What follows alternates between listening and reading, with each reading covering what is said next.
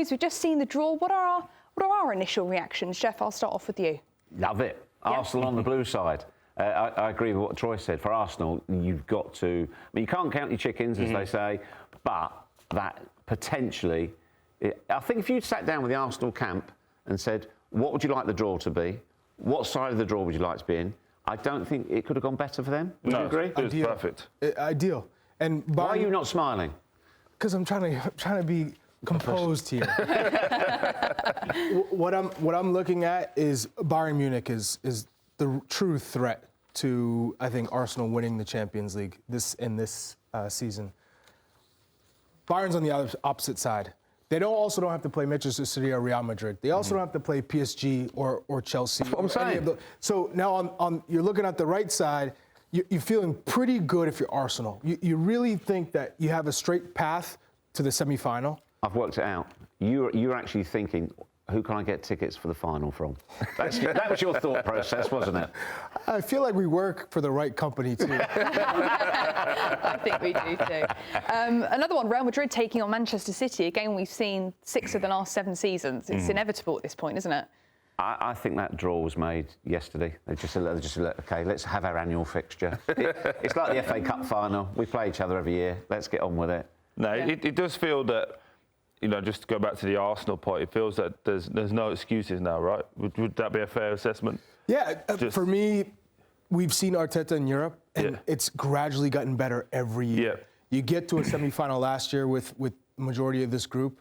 You feel that now you have the experience to make it all the way. And the natural progression would be, dare I say, win Champions League, because this is probably the best opportunity you're ever going to have, as well as competing to win the Premier League. So both titles, I would say, if you're an Arsenal supporter, if you're Arteta, are very much doable. Charlie, they said the same about the league this year with Arsenal. They'll never have a better chance.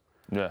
You just think, when you think to last year, when Liverpool were first and they got PSG at this time, didn't they? And look at the way that the bracket's fallen now. It just feels perfect for Arsenal. Again, going back to your original question, how the Real Madrid-Man City game is fantastic, because neither team are the team that we've fought over the last few years. Have both got weaknesses. I actually favour City in that now, in terms of the back four seems a lot better. Obviously, Donnarumma's in goal. I just think there's so many question marks around Real Madrid. Will Kylian Mbappe be back fit now, or are they going to leave him out for a longer period of time?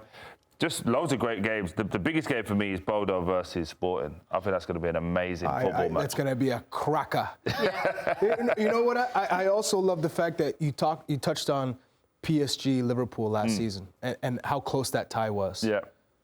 We might get to see that again as well in the quarterfinal. So that's another, because Liverpool's season has been dreadful to their standards, in terms of what they thought they'd be able to achieve after winning the Premier League last year and losing to PSG in the Champions League. So there's still much of the season left for them to kind of change the attitude towards Arne Slot's second season. It's funny, isn't it? Because Troy said the biggest game is Bodø against Sporting. And they're, respectfully, 2 of the smaller teams in the competition.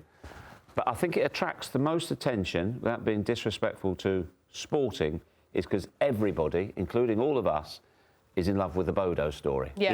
And we all wanted them to avoid Man City, didn't we? Yeah, but just when you look at this bracket very, very quickly, look there, Newcastle, Barcelona. I actually worked that game in the league phase earlier on this season. Yeah, unbelievable. The Rashford night. Unbelievable game of football. Newcastle could have scored 6 in the first 10 minutes with that high line. The way that Newcastle play with those attacking players of Gordon, Vissa, Elanga. Do you fancy them now in this? I fancy their chances, I really do. I think Barcelona just have a little bit more quality in the final third, which will probably get them over the line, but Newcastle won't be scared. But this is over 2 legs. How much difference does that make from what you saw that night? I think that's where they'll just get over the line in terms of the attacking quality. Yeah. But again, Atletico Madrid, I think, are a team no one wants to play now. They can be solid defensively. They can get everyone back in that 4-4-2, which we saw them do the second leg. But now they can add Lookman. They can hopefully have Griezmann moving forward as well. They can also hurt you in the transition, which they didn't have before. So I just think as well, if you're Arsenal, you're thinking, Who do you want in the semi-final there? In an ideal world, you want Spurs. Oh, yeah. But how likely is that? About as likely as me and you played again. Troy, based on what we've just seen, if you had to rank these 1 through 8 by the most intriguing matchups, where would you put which game? Intriguing, I've gone 8 with Arsenal Leverkusen. I think that's kind of a done deal. That's how I would put that. There would be an 8. I think Arsenal are just too strong for Leverkusen, even though I like Leverkusen and what they've tried to do in their rebuild. I think Arsenal are just too strong, too powerful, and they'll get that job done. At 7, I've got Atalanta versus Munich for exactly the same reasons. I love what Atalanta do.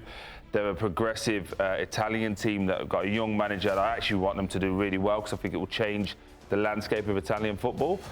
But Munich are just a different beast. Too much power, too much goals in their team. At 6, I've got Galatasaray versus Liverpool, only because we've seen that already this season, and it's more of a storyline.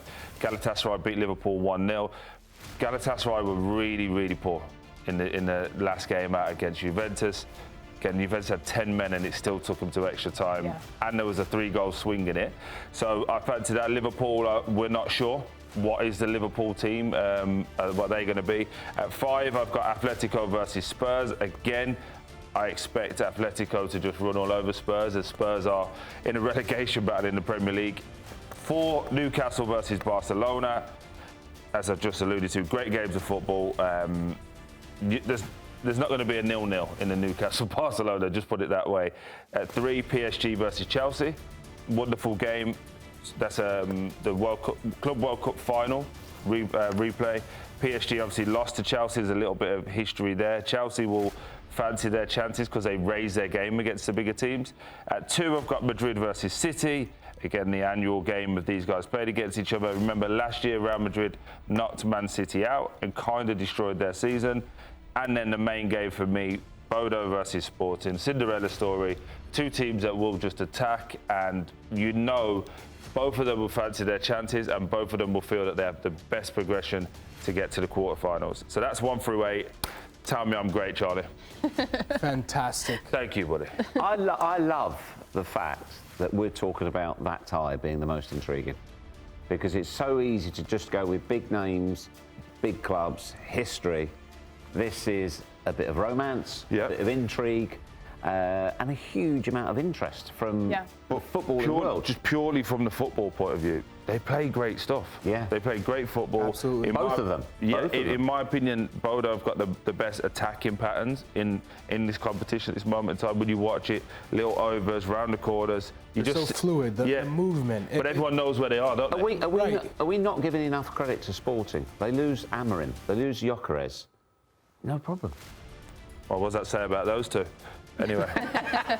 He's nasty in the mornings, isn't he? He is. I'll be all right at 7 when I wake up. Would you not have put Atletico Madrid versus Tottenham a bit higher, just from what we've seen Tottenham play like in the Champions League and how they've done so far? No. We're basing it off the I Premier genuinely League. think Spurs are going out. Like, again, they're going to feel like there's this Spurs agenda. I just don't know what they're very good at.